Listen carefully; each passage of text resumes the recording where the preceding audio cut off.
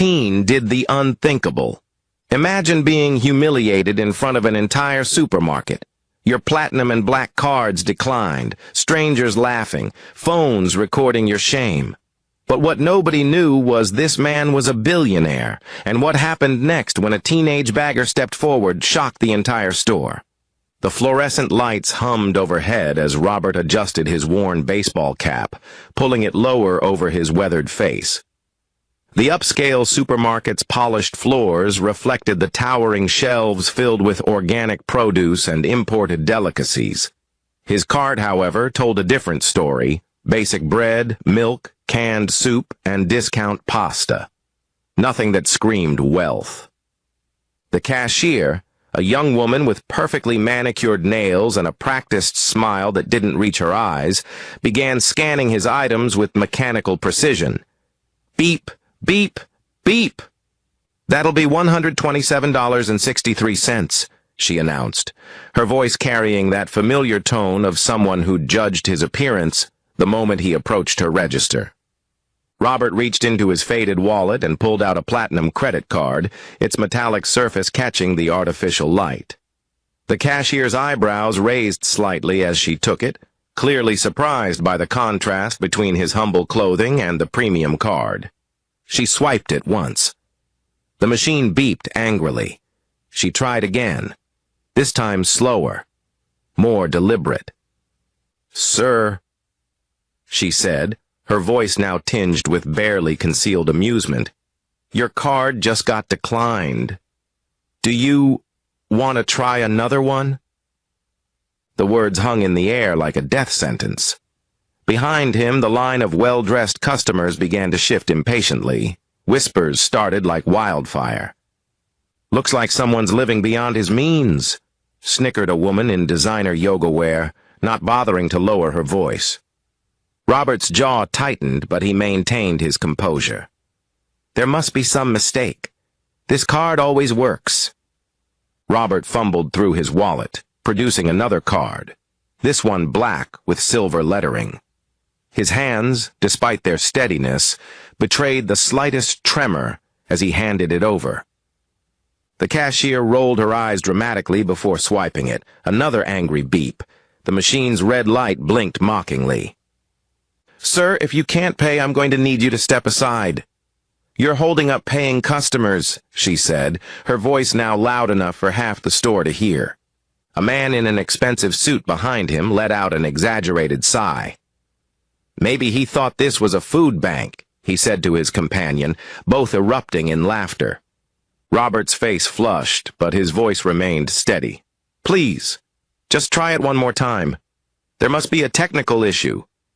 The cashier's finger hovered over the machine, but before she could swipe, a stern voice cut through the growing commotion. "What seems to be the problem here?"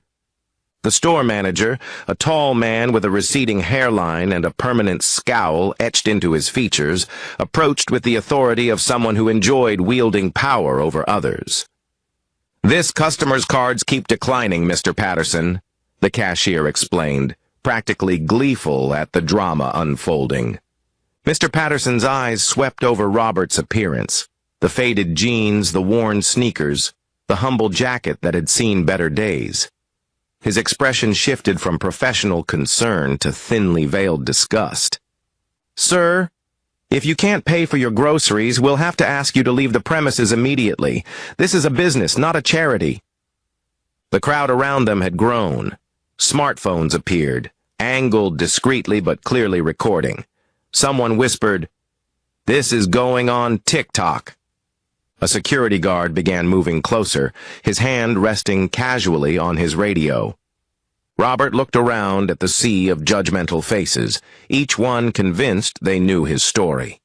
"Please, I just need to contact my bank." "Sir, you need to move along, now," Mr. Patterson interrupted, his voice carrying the weight of final authority. "Would you step in if you saw this happening? Drop a comment below and tell us what you would do." From behind the customer service counter, Marcus Williams watched the scene unfold with growing discomfort. At 17, he'd been working at upscale supermarket for 8 months, saving every dollar for college. His bagger's uniform hung loose on his thin frame, the name tag slightly crooked despite his best efforts to keep it straight.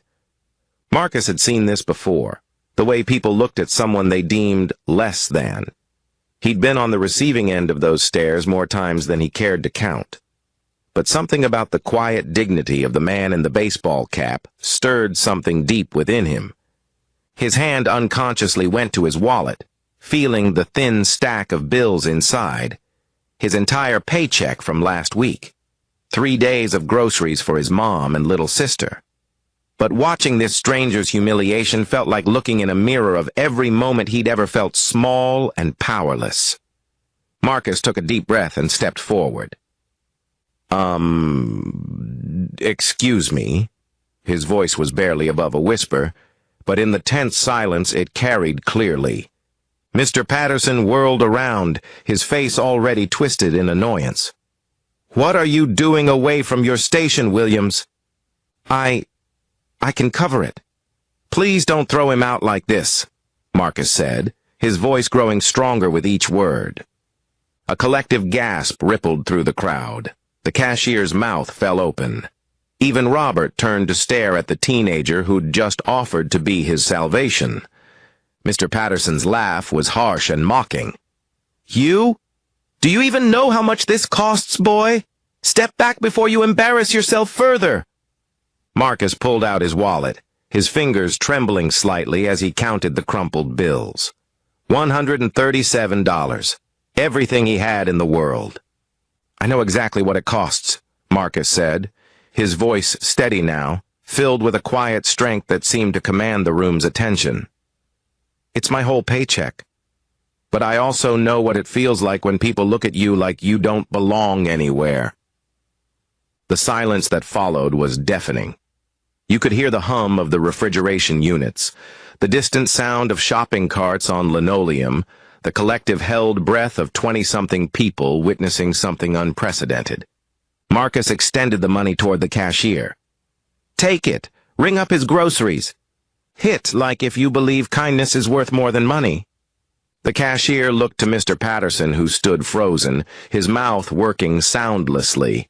Finally, she reached out and took the bills, her hands shaking slightly. Robert stared at Marcus for a long moment, his eyes glistening with an emotion he hadn't felt in years. In all his decades of business dealings, board meetings, and high-stakes negotiations, he had never encountered such selfless courage. "You didn't have to do that," Robert said quietly, his voice thick with gratitude. "Why would you help a complete stranger?" Marcus shrugged, suddenly self-conscious as all eyes remained fixed on him. "Because too many times, nobody helped me. Sometimes it only takes one person to change how the world feels." The words hit Robert like a physical blow. Here was this young man, barely more than a boy, who had just sacrificed everything for someone he didn't know, asking for nothing in return. Meanwhile, the adults around them had been content to mock and humiliate. "What's your name, son?" Robert asked. "Marcus. Marcus Williams." "Marcus Williams," Robert repeated, as if committing it to memory. Could I have your number? I'd like to pay you back." The crowd began to disperse, most of them shaking their heads. The show was over, and their entertainment was walking away with his groceries and his dignity intact, thanks to a teenager they'd probably never notice otherwise. "Don't worry about it," the woman in yoga wear muttered to her friend. "Kid probably just wanted attention. That guy's clearly broke anyway." "Probably homeless," the cashier whispered to another employee. "Did you see those clothes?" But Marcus wrote his number on a scrap of receipt paper, handing it to Robert with a shy smile. "You don't have to pay me back, Mr. Thompson," Robert said quickly. "Robert Thompson." The security guard, who had been approaching earlier, now lingered nearby with a walkie-talkie in hand, whispering to Mr. Patterson, "Want me to run his ID? He's probably running some kind of scam." Mr. Patterson nodded. "Keep an eye on both of them. Something's not right here." Robert noticed the suspicious glances but said nothing, He simply shook Marcus's hand, a firm, meaningful grasp that lasted longer than a typical handshake. "Thank you, Marcus Williams. You have no idea what this means to me." 7 days later, Patterson's supermarket buzzed with the usual morning activity. The incident with the broke man and the bleeding heart bagger had become store legend, told and retold with increasing embellishment. "I heard he was probably running a credit card scam," Janet, the cashier, gossiped as she restocked her register. "And that kid Marcus? Probably in on it." "Mr. Patterson should have called the cops," agreed Derek from the deli counter.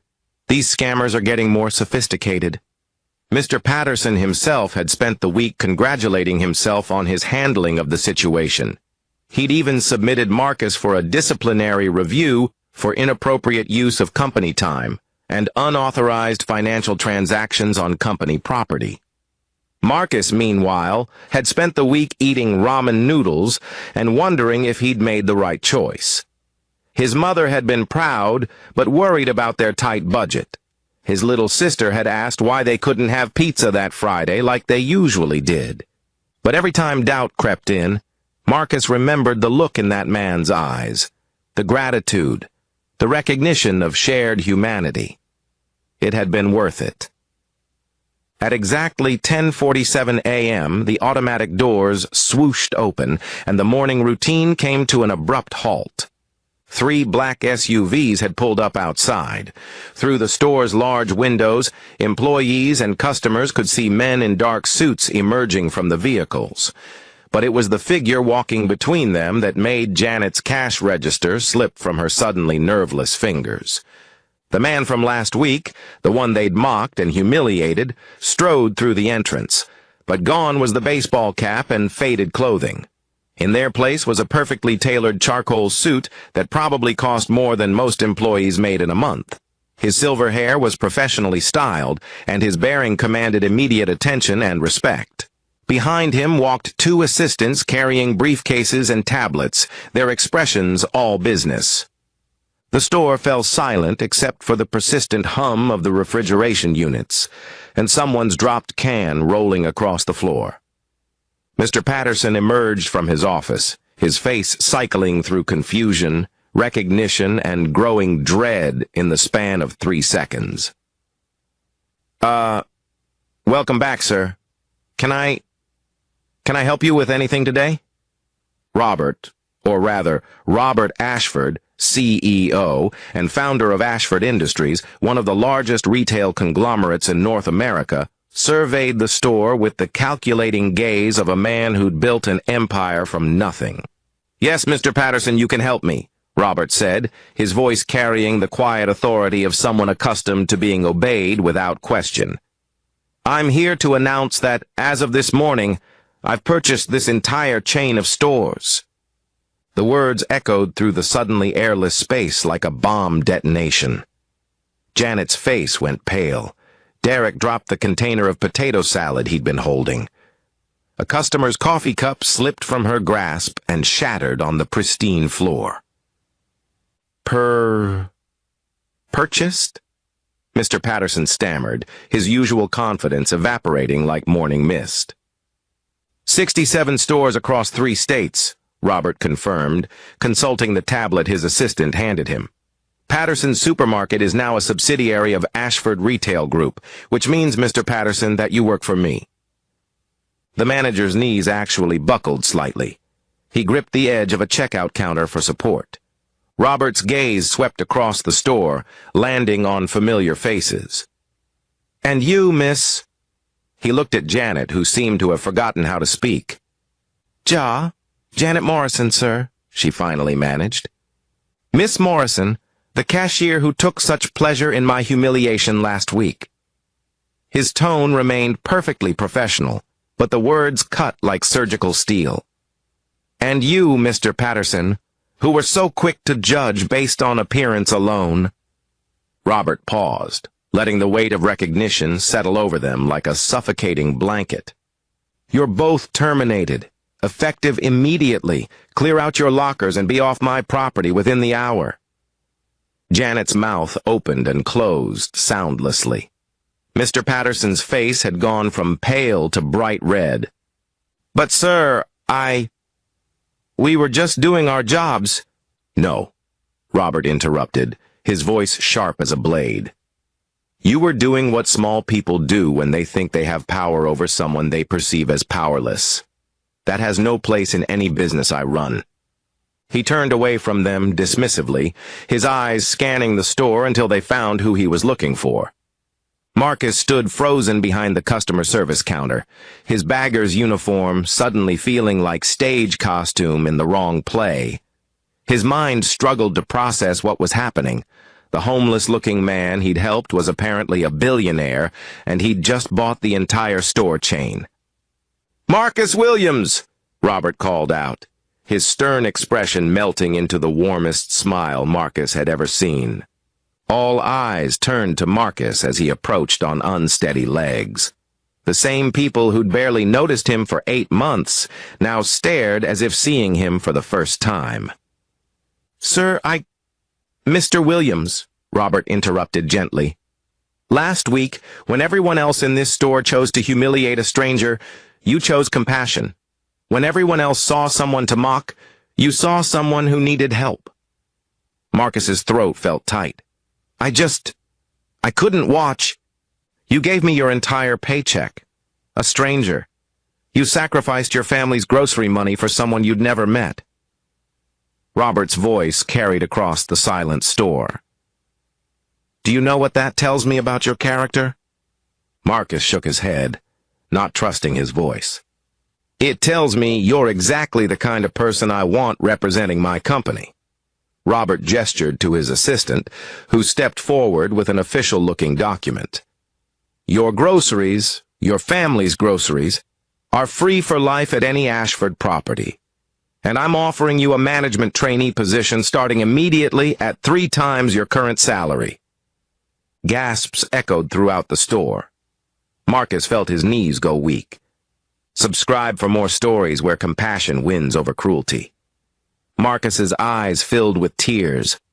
Through the blur, he could see his co-workers staring in amazement, customers pulling out phones to record this impossible moment. I don't know what to say, sir." "Say yes, son. Say yes and help me build a company culture where kindness isn't the exception, it's the standard." 2 hours later, Marcus sat in his beat-up Honda Civic outside his apartment complex, staring at the business card Robert had given him.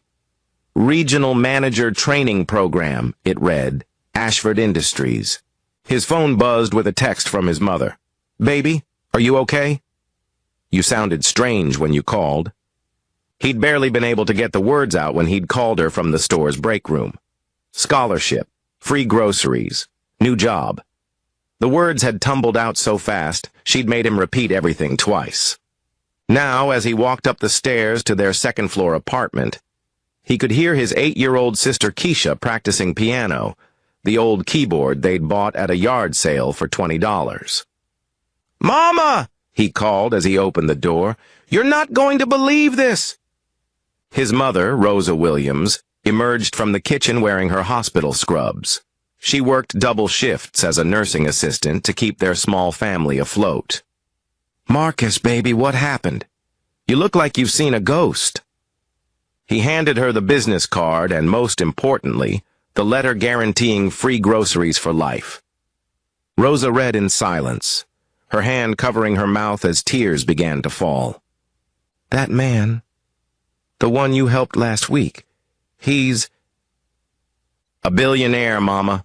A billionaire who remembered that kindness matters more than anything else." Keisha bounced over, her pigtails swaying. "What's happening? Why is Mama crying?" Marcus knelt down to his sister's level. "Remember what Mama always taught us? About treating people the way we want to be treated?" Keisha nodded solemnly. "Well, sometimes when you do the right thing, the universe finds a way to reward you." The morning sun streamed through the floor-to-ceiling windows of the Ashford Industries Corporate Training Center as Marcus adjusted his new tie. In 6 months, he'd transformed from a grocery store bagger to a management trainee at one of the country's largest retail chains. But more than that, he'd become the face of Robert's new corporate initiative, the Marcus Williams Kindness Protocol, a company-wide program that rewarded employees for acts of compassion and community service. His phone buzzed with a text from Robert. "Ready for your presentation to the board today? Remember, you changed my life first. Now you get to change the company." Marcus smiled as he remembered that text from 3 months ago, the day Robert had called him into the corporate headquarters for what he thought was just another training meeting.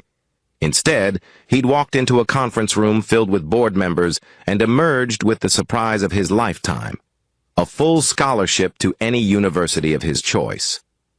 "Mr. Williams," Robert had said that day, "exceptional character deserves exceptional opportunities. Your education is an investment in both your future and the future of this company."